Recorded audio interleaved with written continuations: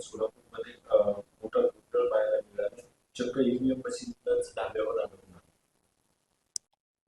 काल झालेल्या जिल्हा परिषदेमध्ये सोलापूरमध्ये ईव्हीएम मशीन धाब्यावर आढळल्या. आता ते प्रवासात होते की जाणून बुजून तिथं मशीन गेल्या, हा चौकशीचा भाग आहे. परंतु याची दखल निश्चितपणे निवडणूक आयोगाने घेतली असेल. म्हणून आता नेमका प्रकार काय आहे हे त्या अधिकाऱ्यांनी स्पष्टीकरण दिल्यानंतर लक्षात येईल. उपमुख्यमंत्र्यांचा अपघाती मृत्यू 10 दिवस झाले, पण त्यात आता वेगवेगळेच दावे संशय व्यक्त केले जातो. रामनाथ गडकरी यांनी संशय व्यक्त केला. पायलटचा 50 कोटींचा विमा होता, सुसाईड बॉम्ब अँगलने ही चौकशी झाली. बघा, अजितदादाच्या मृत्यूनंतर जे काही दावे प्रतिदावे होत आहेत, काही आरोप होत आहेत, खरं तर याची चौकशी चालू आहे. आणि जेव्हा चौकशी चालू आहे तर त्याच्यामध्ये आपलं काही मत किंवा आक्षेप नोंदवायचा असेल तर आपण तो पोलिसाकडे नोंदवला पाहिजे, त्याला ऑब्जेक्शन नाहीये. परंतु रोज एक अजितदादांचं जाण्याचं दुःख कमी आणि ह्या आरोपाचे फायदे जास्त जडत चालल्या. ते राजकारणासाठी बरोबर नाही. तुम्हाला जागा दिलेली आहे की तिथं मांडा ना तुमचं मत काय असेल ते.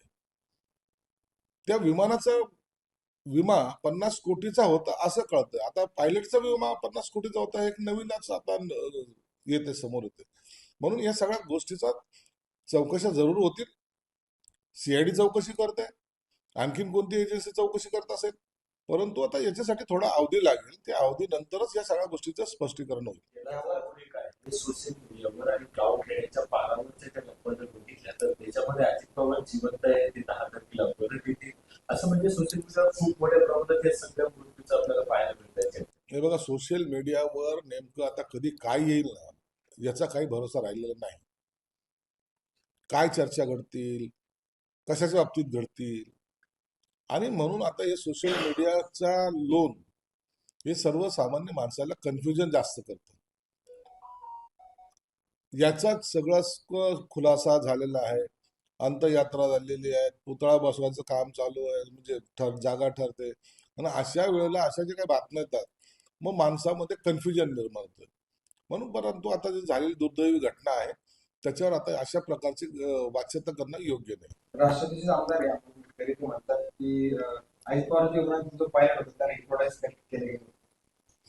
आता हा नवीन शोध लागलाय, मला माहित नाही. या बाबतीमध्ये तर अजितदादांच्या बद्दल बोलणं मला वाटतं आता गैर आहे. अशा प्रकारचे आरोप करणं सुद्धा गैर आहे. मोहन भागवतांचं एक वक्तव्य आहे, संघाचा सर्वोच्च चालक हिंदू असेल, मग तो एससी असो किंवा एसटीचा असू शकतो. संघाचं एक आपलं धोरण असतं, संघाचे निर्णय ते स्वतः घेत असतात. आणि म्हणून त्यांच्या कार्यकारिणीमध्ये काय घडेल, कुणाला करायचं हा त्यांचा प्रश्न आहे. परंतु एवढं मात्र निश्चित आहे की ह्या संघाच्या कार्यकारिणीमध्ये इतरांचा हस्तक्षेप नसतो. संघ हे स्वतंत्र निर्णय घेत असतो. यावर तुम्हाला काय वाटते कमेंट बॉक्समध्ये लिहा. चॅनलला सबस्क्राईब केले नसेल तर नक्की सबस्क्राईब करा. जय महाराष्ट्र.